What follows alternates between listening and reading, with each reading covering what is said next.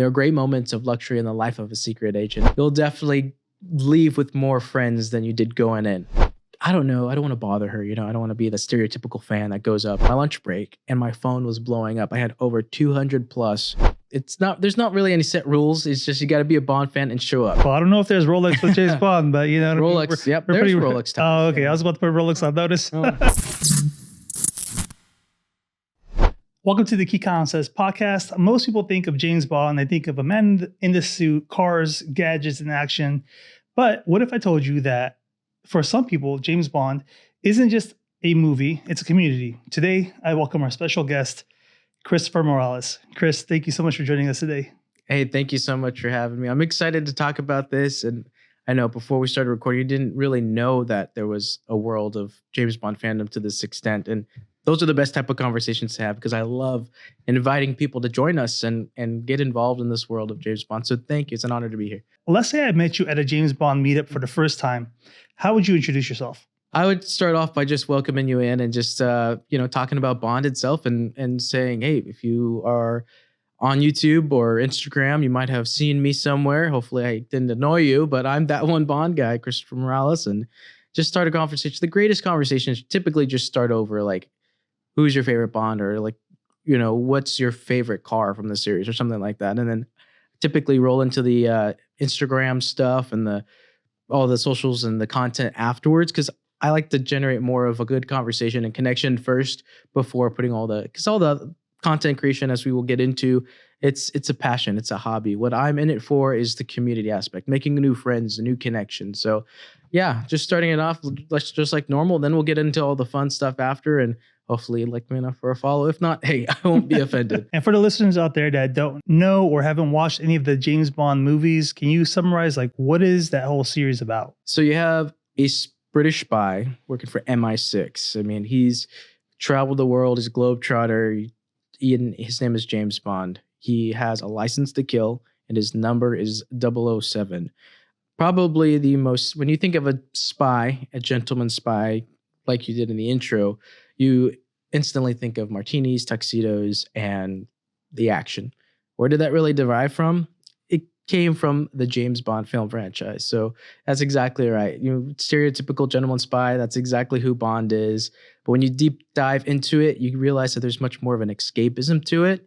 And come to find there's a lot more facets of it that you may have not realized. And we'll get into that a little bit later. Can you summarize what is the actual Bond community? So, I mean, it's exactly what you said. It's a community, and it's like any famous film franchise, whether it be Star Wars or Star Trek. You have your fans, you have your fan base, your communities.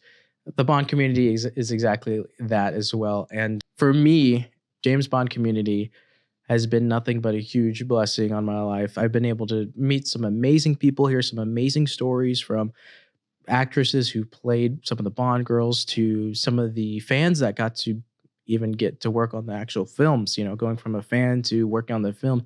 So many amazing stories, so many amazing memories made from going to different locations for different events. And it's just a great way to escape this crazy world that we live in. When's the last time you were able to get dressed up in a tuxedo and have a night out with some good people, whether it's, going to the opera or going to some type of concert or event? How does the whole meetup work? What's the whole culture like? If you want to throw a gathering and have it centered around a movie, or you want to do a film screening, which is something I've done in the past, or just celebrate something that it's like whether it's a hobby of Bond, whether, you go to a location too. There's not really any set rules. It's just, you got to be a Bond fan and show up pretty much. That's all it is. That's the best part out of it. I know it's kind of hard to put together, again, no offense to all the Star Wars fans out there, but to put together I'm sure that you still can, but a Stormtrooper meetup without it being a little awkward, have a bunch of people showing up at a restaurant in Stormtrooper gear. I guess you could do that. But the cool thing about the Bond stuff is you could be anywhere, and it works so well with real life. If someone was to go to a James Bond meetup like that, would there be anything that would surprise them? I think the amount of people that would come up to them and want to get to know them. They're really welcoming. They're really nice. You probably will have many conversations and possibly debates on who the best James Bond is, but you'll definitely leave with more friends than you did going in. How did you get involved into the Bond community? It was the end of high school. All my friends were going to college, and I knew that I was going to miss them, and I wanted to do something that made new friendships, get involved in some type of community. And I had a few James Bond knickknacks everywhere, and then I followed other content creators for years, and I was like, you know what? Why don't I throw my hat into the ring and start posting about my collection, or posting about how I can make my own James Bond moment, or I can put together my own James Bond outfits with the budget that I have, a high schooler's budget going into college, you know? When did you realize that it was more than just a movie to you, that you were wanting to be part of the community or join it or create some of those activities? Back in 2020, when I was a little bit under a year of doing the whole Instagram posting stuff, I think Esquire UK decided to do a live watch along with Goldeneye, and Pierce Brosnan was going to be basically commentating throughout the whole film as long as you pressed play as soon as he pressed play. I went in the comments, I submitted my question, and I didn't think anything of it. All I saw was everybody saying, "Oh my God, Chris, you're famous. He said your name." And I'm like, what are you guys talking about? Everybody started engaging with me, and I was like, oh my gosh, like, this is really special. This is really cool. But I want to do more. You're like, how can I do more? I'm going to go into YouTube. Like, I'm going to expand my horizon rather than just posting things on Instagram or engaging on Instagram. Let me expand my horizon, my creativity, and try making YouTube video content. What is your most favorite part about the James Bond community? It's just the fact that everybody supports one another. I have to say also too, the creativity behind this community is amazing. It's not just content creators as in YouTube videos. There are individuals out there that are craftsmen. There are individuals out there that are artists, that are musicians. And what they do is get their passion for Bond and passion for whatever their other interest is and put them together. And some of them have made Instagrams for that or YouTubes for that. And then boom, they inadvertently become content creators themselves. What do you think about artificial intelligence now with all of these generators and everything, and with the gaps between the movies? Are you seeing a lot of these AI James Bond little shorts being created? I have, and it's been interesting to see it, but it also is pretty cool because you can kind of get a little bit better of a taste. Because before AI, I would say Photoshop was like the big thing, right? People would Photoshop like Henry Cavill in an Aston Martin or something. Now we can actually see Henry Cavill driving or in a scene from a previous movie with AI. So it gives us a bit of a taste and a better version of what possibility for the next generation of Bond without it being it's just a photo. It's interesting. And I also think too, that's going to play a huge part in the next villain, the next generation of Bond. I feel like AI is going to be very prevalent. So we'll see how it goes. But yeah, it's an interesting one. How did the Bond community influence you and change your life? So that one Bond guy, as you see, my tagline is living my life through the lenses of James Bond. What that essentially means is that I am living life through the lenses of Bond, whether it's experiencing new cultures by going to different places, traveling all over the world, or trying new adventurous things like maybe bungee jumping off of the dam like he did in Goldeneye, or something else along those lines, just trying something new and living life. How did the Bond community stay connected during the COVID times? So it was a lot of fun. A group of other content creators and I would host Zoom James Bond events. Mr. David Zaritsky of the Bond Experience, he hosted a lot of Zoom events where he would create different panels. And you could be invited to discuss different things, whether it's the fitness of James Bond, the food of James Bond, the drinks of James Bond, locations, the cars, whatever it may be, the gadgets. He handpicked certain individuals that their expertise were more so in that area, and you'd have them speak, and we'd all just get together and be in the comfort of our homes and safety of our homes, and we would watch it. We could ask questions. I hosted something similar to that with a couple friends of mine called the Bonding Hour, which we just got together on Zoom and talked Bond. But it was a really interesting time because obviously we couldn't meet up, but to see the tenacity in the Bond community get together and still host things despite the blockage of COVID was really special. So what is your YouTube channel's name? How can people find you on YouTube? And what is the mission and goal behind your YouTube channel? Easiest way to find everything is follow me on Instagram at ThatOneBondGuy. I have in my bio a link tree to both my YouTube and my podcast. I talk about everything from going on my travels to the story behind acquiring my first Omega to different things that have happened to me. And of course, the Thrifting for Bond series, where you can get some inspiration to craft some things on your own. And ultimately, the end goal is just keep going. Honestly, the best part about all of this is that it's not work at all. It's enjoyment. It's a hobby and it's escapism. If someone could only watch one of your videos that you've made so far, which one would it be and why? I'll say that my first Thrifting for Bond video is special in my heart because it has inspired a lot of other people to realize they don't have to be afraid because of their income bracket to join the James Bond world. Them seeing what I did, putting a iconic outfit together that Bond wore to the point where it looked pretty one-to-one and, just inspiring people to do their own thing, their own interpretation of Bond. That, to me, holds a very special place in my heart and will always be part and tied to my brand. It's just the fact that, it doesn't matter who you are, you can enjoy Bond. All the content creation, can you share some of your most meaningful moments that you started making James Bond content? I was invited to go see the premiere of No Time to Die through another content creator. He asked if I wanted to be involved with kind of like the press release. So I got the early screening. And that was extremely huge for me. I never would have thought I would be invited to any premiere of any kind of movie. So coming from that, it was just super special. That's a moment that I'll never forget. I had to sign an NDA, all that kind of stuff. Another very special moment, I'd say, was going back to October of this year. I celebrated my 25th birthday in London, and it culminated around a very special event, which is Cue the Music Show. What would be your favorite James Bond movie of all time? I have to say Goldfinger. 1964's Goldfinger, which we just celebrated its 60th anniversary last year. A very special Bond film. That was the one that really everybody kind of talks about when they think of James Bond, and Sean Connery, who played the first Bond actor. He looked great in the film. You had the Aston Martin DB5, the most famous car in the world. The music, the soundtrack, the locations were iconic. The villain, Auric Goldfinger, is one of the most stereotypical bad Bond villains you can think of. They had everything. Is the actor for Goldfinger also your favorite? So typically in the Bond community, we pick our favorite Bonds in three. So my first favorite, obviously, Sean Connery. Second is Pierce Brosnan. And my third is Daniel Craig, just because of Daniel Craig was the Bond, if you want to consider the Bond that you grew up with, because every generation is different. Every generation grew up with a Bond at some point. As I started growing up and getting older, I'd see Daniel Craig's image as the guy in the tuxedo. So, of course, he's going to kind of hold a special place for me in my ranking because he's the Bond that I typically grew up with. So those are my three, but Sean Connery by far favorite. So if you met Sean Connery today, what do you think he would say about the Bond community and you particularly? Oh, he'd probably call us a bunch of weirdos.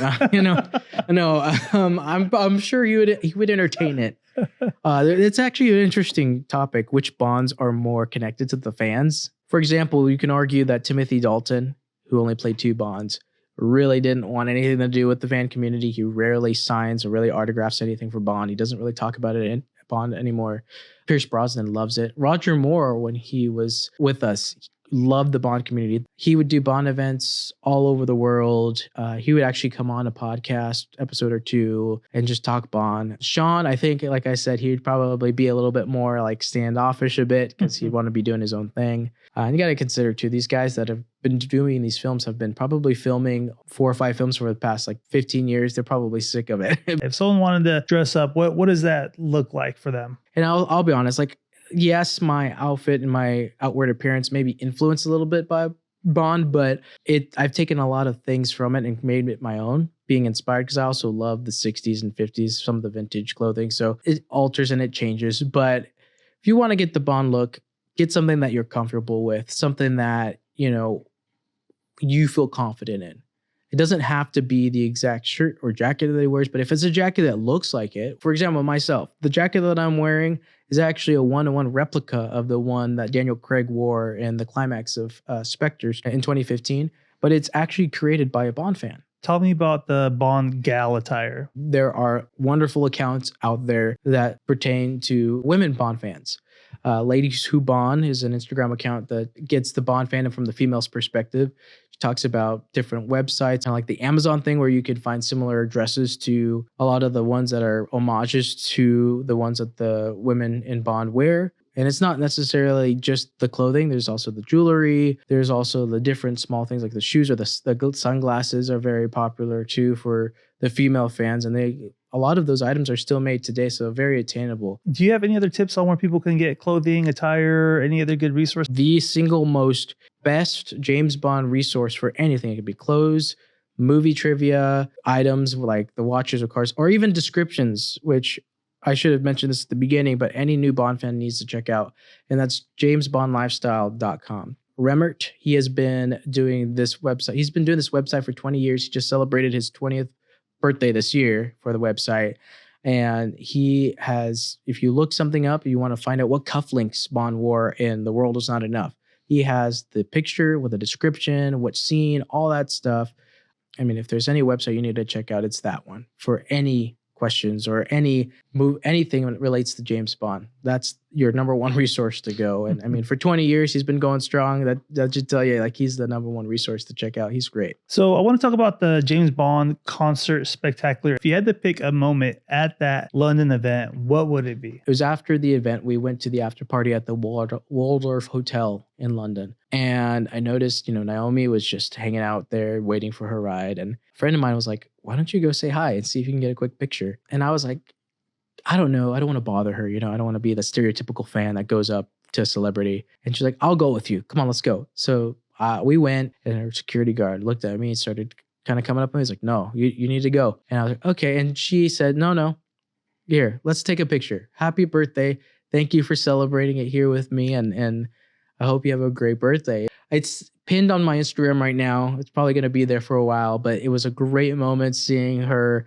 Naomi's an absolute gem and a huge iconic moment for me meeting somebody so big in the Bond franchise. On this London trip, David Arnold was revealed, and I was watching one of your videos and you were kind of talking about it. So tell me, what was that moment like for you? Oh man. So I knew, not going to spill my sources, but I knew there was going to be a huge announcement leading up towards the end of the show. Warren Ringham, who is the founder and composer, ringleader of the whole show, if you will, at the end of the show said, there's something we have to do to make this show better. And it's already been an amazing show. So how are we going to do it? And the minute he said that on stage, I was like, oh my gosh, there's no way that David Arnold's going to come out on stage right now. And he announces him. He walks on stage and I kid you not, the whole room exploded with cheers. It was such an amazing moment because you have this gentleman, like you said, composed all these Bond films, iconic film scores, to walk on stage and work with somebody who, like me, started out as a content creator, just doing something out of his passion for Bond and music.